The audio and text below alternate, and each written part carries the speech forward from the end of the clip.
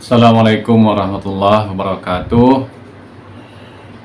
Hai para guru hebat, guru yang menginspirasi, mengilhami para generasi muda.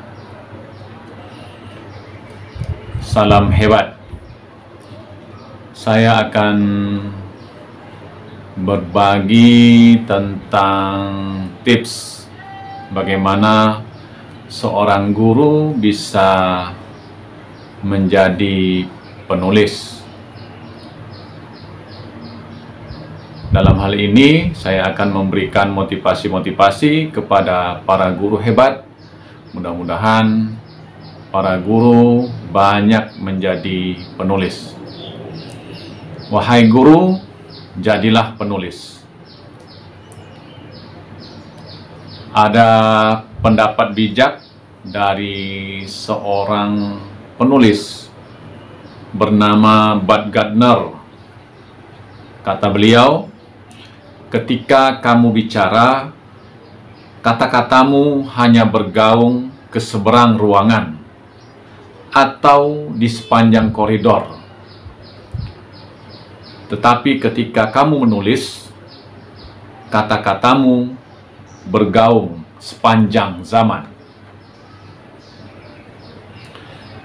Ada pengalaman menarik atau kurang mengenakkan juga, bisa dikatakan seperti itu, ketika saya pernah menjadi atau memberikan pengalaman menulis atau memberikan materi tentang menulis kepada para guru.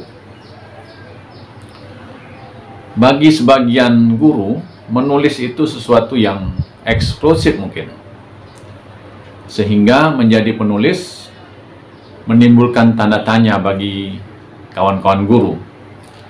Bahkan ada yang mengatakan mana mungkin atau mustahil, dengan alasan tak punya bakat, tak sempat, tak punya waktu. Ada juga yang mengatakan itu hanya tugas guru atau praktisi bahasa Indonesia.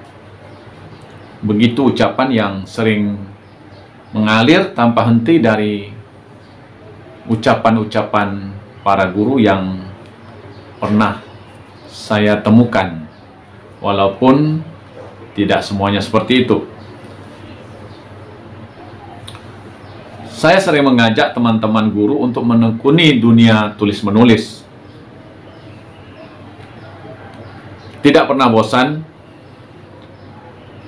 Juga saya pernah mengajak para siswa atau peserta didik, bahkan mahasiswa, untuk terus menulis, melayangkan tulisan ke media massa, baik media massa elektronik maupun media massa cetak. Saat ini pertumbuhan media massa, apalagi yang berbentuk digital, sangat tanpa batas, sehingga lebih memudahkan para kawan guru kita untuk mengekspresikan berbagai tulisan mereka. Mari kita membuka jendela pikiran bahwa menulis bukanlah sesuatu yang menakutkan, walaupun tidak semudah yang dibayangkan. Keterampilan menulis suatu pengembangan profesi sebenarnya bagi guru. Kreativitas menulis dapat membantu proses kenaikan pangkat, bahkan bisa menambah wawasan, berbagi ilmu pengetahuan kepada kawan-kawan yang lain. Kita bisa mengembangkan berbagai tulisan dengan berbagai topik atau tema, kemudian mengikut sertakan di dalam berbagai sayembara yang pernah atau dilakukan oleh berbagai instansi atau lembaga tertentu. Karena itu, menulislah. Selama engkau tidak menulis, maka engkau akan hilang dari dalam masyarakat dan dari pusaran sejarah. Begitu kata sastrawan Indonesia Pramudia Anantatur. Ini membuktikan bahwa menulis tidak bersifat eksklusif. Semuanya bisa menulis, termasuk para guru. Seorang penulis perempuan hebat Indonesia, Helvi Tiana Rosa, mengatakan dengan analogi yang sangat menarik. Kata beliau, menulis itu sama dengan bermain kungfu atau berlatih kungfu. Apa hubungannya? Ya, kita tak akan pernah bisa bermain kungfu atau menguasai ilmu kungfu bila hanya menontonnya di bioskop atau di televisi. Ibaratnya sampai botak sariawan, kita pelototi Jet Li atau Jackie Chan setiap hari, kita nggak akan bisa terampil kungfu. Apalagi sampai tahap mahir. Lalu bagaimana caranya? Tentu saja kita harus berlatih kungfu, dan agar mahir, kita harus berlatih sungguh-sungguh. Contoh yang lain, bisakah Anda menjadi perenang handal tanpa pernah menyemplungkan diri hingga basah? Tentu tidak. Begitu pula dengan menulis. Untuk bisa menjadi penulis, syarat utama tentu Anda harus menulis. Ibarat kita naik sepeda, saya selalu menganalogikan dengan berlatih naik sepeda. Kita tidak akan bisa naik sepeda jika kita tidak berlatih naik sepeda. Dan kita tidak akan mahir naik sepeda sebelum beberapa kali mengalami kejatuhan atau kecelakaan-kecelakaan kecil ketika berlatih naik sepeda. Perlu saya tekankan bahwa menulis bukanlah semata bakat. Peranan bakat itu kecil sekali. Apalagi dengan alasan tiada semangat, tiada rasa, tiada mood, tidak punya waktu.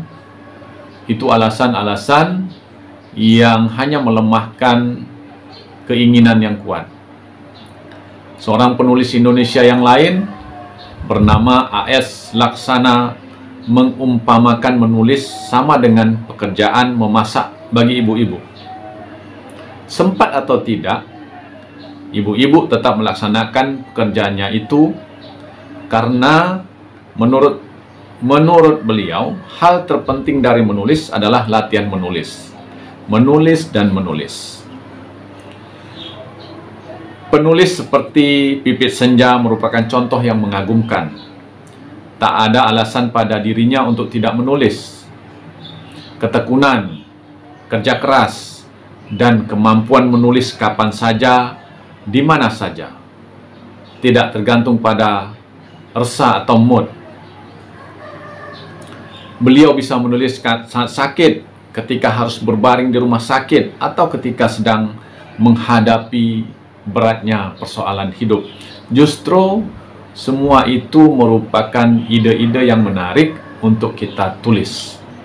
Apalagi seorang guru yang setiap hari melakukan praktik terbaiknya di depan para guru dan khususnya di depan peserta didik, tentu memiliki kisah-kisah inspiratif, kisah-kisah yang menarik yang bisa dituangkan dalam bentuk tulisan. Guru yang menjadi penulis secara langsung atau tidak langsung akan terangkat eksistensinya sebagai pendidik. Banyak peluang yang bisa diraih tanpa terpikirkan sebelumnya. Menulis bisa melatih kemampuan guru dalam membaca, mengolah berbagai informasi, memaksimalkan panca indera, dan menyumbangkan gagasan kepada publik.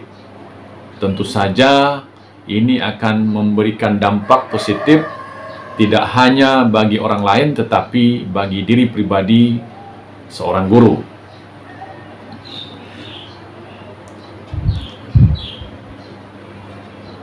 Sebagai pengalaman, saya sangat yakin bahwa guru-guru di tanah air tercinta ini punya talenta lebih. Potensi-potensi yang dimiliki cukup banyak diterapkan di sekolah-sekolah. Uji coba sudah sering mereka lakukan untuk meningkatkan proses dan hasil belajar.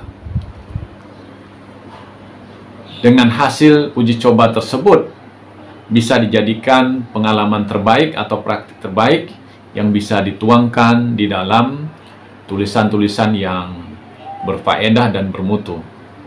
Kita tidak perlu mengandalkan teori-teori yang terlalu muluk-muluk dari luar sana, karena kita bisa memberikan teori-teori yang merupakan hasil dari praktik yang terbaik. Kemudian dalam ilmu pendidikan, kita juga punya pakar-pakar yang terbaik di Indonesia. Tentu saja pakar-pakar pendidikan Indonesia lebih memperhatikan kearifan lokal sehingga lebih sesuai dengan kondisi kita di tanah air. Berikut ini mari kita simak ungkapan-ungkapan inspiratif sebagai penggugah jiwa penulis. Menulis jika dilakukan dengan benar, tidak ada bedanya dengan kegiatan bercakap-cakap. Kemudian, menulislah dengan cepat, menulislah tanpa menyensor diri, menulislah seperti Anda bicara dengan teman dekat Anda. Saya menjadi produktif, saya rasa karena saya menulis secara simpel dan apa adanya. Kemudian, masalah yang paling mungkin mudah kita tulis adalah apapun yang kita yakini, apa yang kita alami, dan kita rasakan.